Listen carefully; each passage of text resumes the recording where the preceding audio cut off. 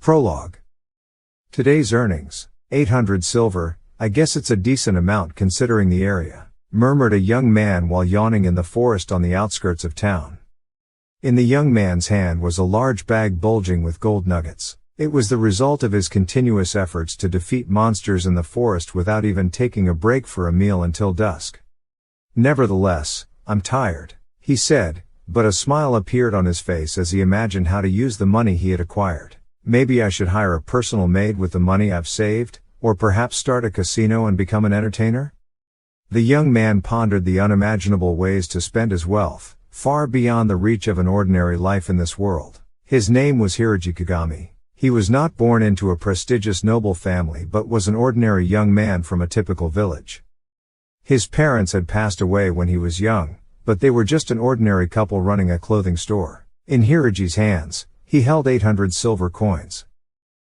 Considering the amount he could earn in half a year by running a clothing store, the fact that he had acquired such a sum in just one day made him wave the bag of gold nuggets haphazardly.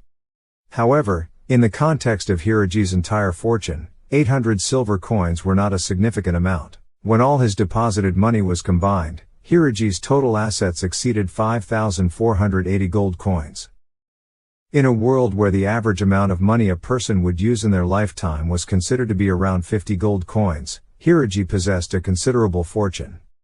He could only say, life is too easy and carefree. Why was he able to earn such a large sum of money? Hiroji had realized the reason. Defeating monsters yielded money. Monsters were creatures known as monsters that appeared in this world simultaneously with the concept of stats. Although the truth was unknown, it was generally believed that monsters brought harm to people in various ways. However, when monsters were defeated, they dropped money. If the monsters were those designated by the city for subjugation, additional bonus rewards would be paid. Hiroji had realized this fact in his second year of life. It all started when the weakest monster, a green slime, entered the village and happened to encounter Hiroji. Knowing that monsters were dangerous, Hiroji didn't engage in direct combat. Instead, he threw stones and wooden sticks lying around, defeating the green slime unharmed. At the same time, he obtained something, a currency called 80 bronze coins. In this world, gold, silver, and bronze were the currencies. One gold coin was worth 10,000 silver coins, and one silver coin was worth 10,000 bronze coins. 80 bronze coins were roughly enough to buy 2 candies, which Hiroji would receive as a snack from his parents once a week. To be clear, it was not a significant amount, just the value of cheap snacks. But at that time, sweets were the most valuable food to Hiroji, and having 80 bronze coins to buy 2 of them seemed like a fortune. Since then, Hiroji has considered earning money to be easy. However, earning money by fighting monsters meant constantly facing the possibility of death. Papa. Ah. Mama. My. Son. In reality, countless people had been killed by monsters. Even the so-called weakest green slime had likely killed numerous people. At this moment, Hiroji came across a situation where a parent and child were about to be killed by a green slime.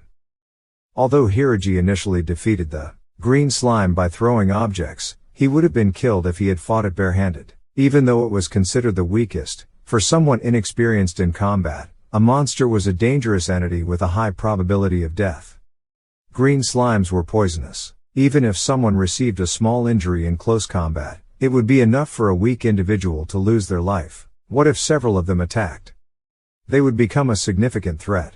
From Hiroji's observation, the parent and child being attacked a short distance away had little experience fighting monsters. Judging from their hesitant posture, Hiroji deduced that they had survived without engaging in battles with monsters until now. However, it wasn't unusual. In this world, it was normal for people to live avoiding contact with monsters because the risk of dying without being able to win was exceptionally high.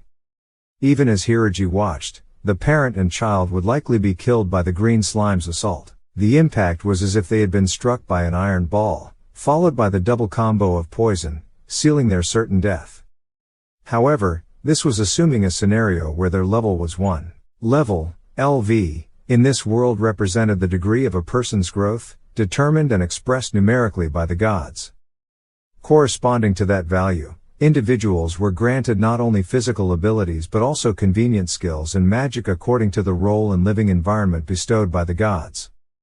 The impact of a green slime's charge that felt like being hit by an iron ball would only be as significant as being hit by a snowball if one had a level of 5 or higher.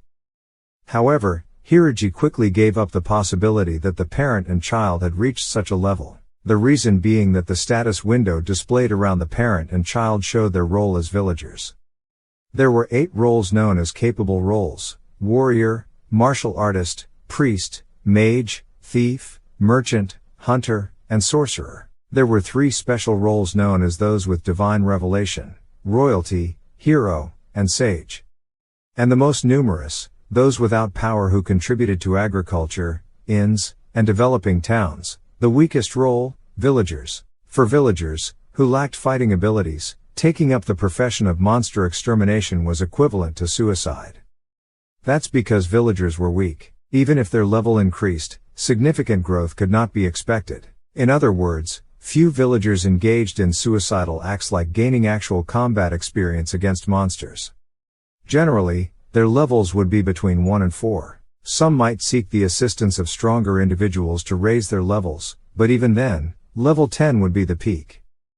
Well, I guess it can't be helped. Even if the parent had a higher level, they might still be easily killed due to their lack of knowledge of combat. Hiroji made an immediate decision, stuck his finger in his nostril, thoroughly dug around, and rolled a small amount of booger produced between his fingers before lightly flicking it away.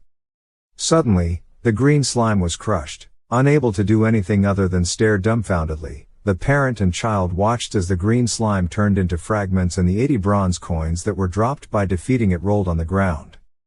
"Hey!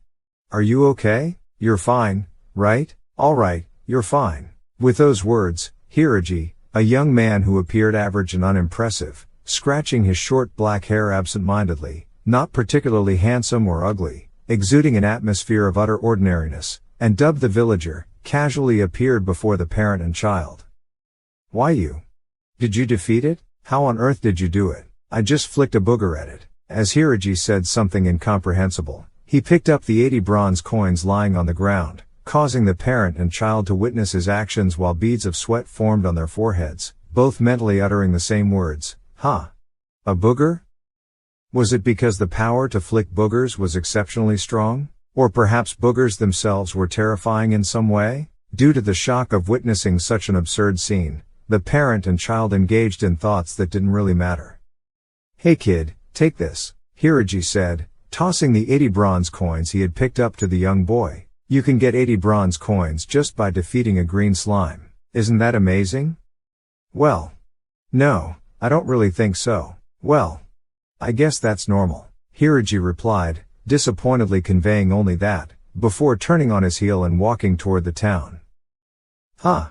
Wait, what?" The parent and child watched Hiroji's retreating figure and happened to catch a glimpse of the status window displayed around him, causing their expressions to turn to shock.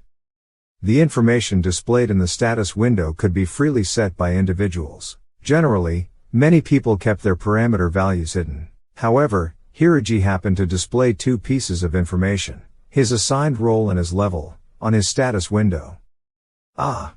Oops, I forgot to close it after I opened it earlier." Realizing his mistake halfway, Hiroji hurriedly closed the status window. But it was already too late. The parent and child were left astonished, as only 2 pieces of information, which should not have been surprising at all, were burned into their minds.